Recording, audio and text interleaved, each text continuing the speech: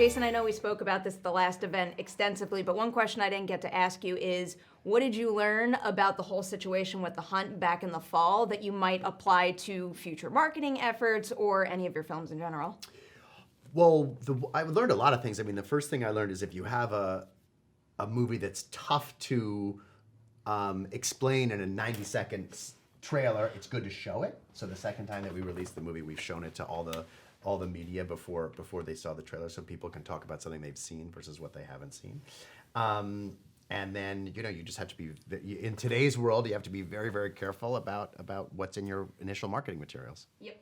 End result, though? I'm very, very satisfied. The end result. Two viewings now. Really? Two viewings? Good. Oh, good. It's pretty badass. It's very, very well thought out, especially when you go back around and you know where it ends. I'm not going to get into spoilers just yet, but for you, Ike, what was your first impression of the script when you read it and of that character in particular? My first impression of the script is that Jason Blum is going to be subject to a 5150 involuntary mental hold. That's He's true. lost his mind. That's true. And but then as I kept reading the script and I kept seeing how layered and nuanced Damon and Nick executed it, I got very, very excited. And then when I found out Craig Sobel was directing it, I was a huge fan of for many years. It was just like a no-brainer, and I'm pushing to play Staten Island, and it was just so fun too to take that character who you kind of don't know, is he good, is he bad, what's going on? At least I'll be with him for the whole movie, and maybe not, who knows? But it was awesome. Do you know Staten Island's real name? Well, initially it was called Handlebar. Yeah, Handlebar. Handlebar. And then because I was Okay. going to have a big handlebar mustache, and then That's right. we kind of just crafted it to Staten Island. I have my thought, it's probably Sal, because I think I read 87% of the people who live in Staten Island's name is Sal. I'm just going to trust you on that. But we just call him Staten Island. All right. Or Cy, S-I. So a spoiler here that we are going to put a big spoiler warning over. Here, right here, spoiler here. It sounds like a very silly question, but I do want to know, what is it like for you in a scene where you have to play a dead body?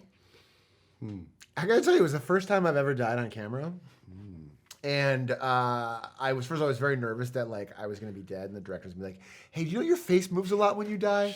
Do you know you open your eyes and blink a lot?" But it was a pleasure. I had sweet little 5'1" Amy Madigan dragging my 220-pound ass through the store, but it was good. I'm looking to play more corpses in movies. Oh, okay. Yeah. I think this movie's a I good would love to calling card play then. in one of your next We've movies. got I would a lot of opportunity. I don't even need a line. We've I'll got just a be lot of opportunity. Atmospheric dead background. We've got a lot of opportunity. Speaking of all of your movies, I was reading in the notes that a lot of what they were trying to do with this movie is make a Jason Blum movie or a Blumhouse movie. So over the years, how has the definition of a Blumhouse movie changed for you? And is there kind of a next chapter of what that movie means to you?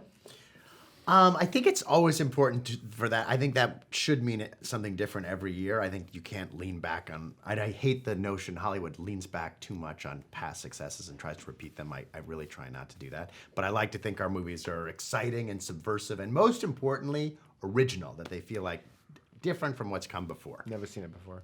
So what does your mind go through when you jump into a movie like this? Because the first assumption I made, which was not accurate after seeing the movie, is that this can be associated with something like The Purge, specifically as far as franchise goes. Now, I think that's still very much in play. So what do you think about kind of the next chapter here? Or if any, the core concept can be taken to something else other than necessarily Manorgate?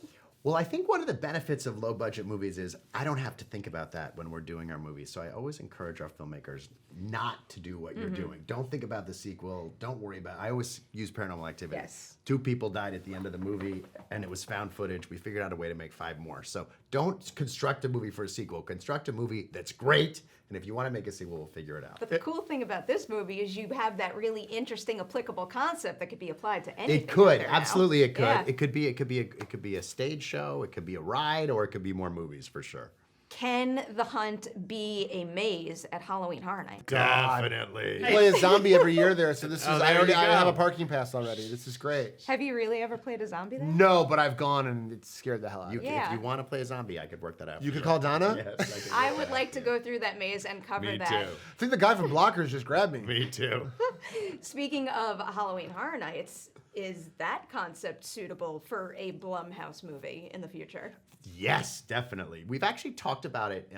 We haven't quite figured it out, but there's definitely a movie in Halloween Horror Nights somewhere. It's very scary if you're shooting the Mindy Project and the noise from Hollywood Horror Nights is blowing your nights. Maybe that's our movie. That's the scary our stuff. movie.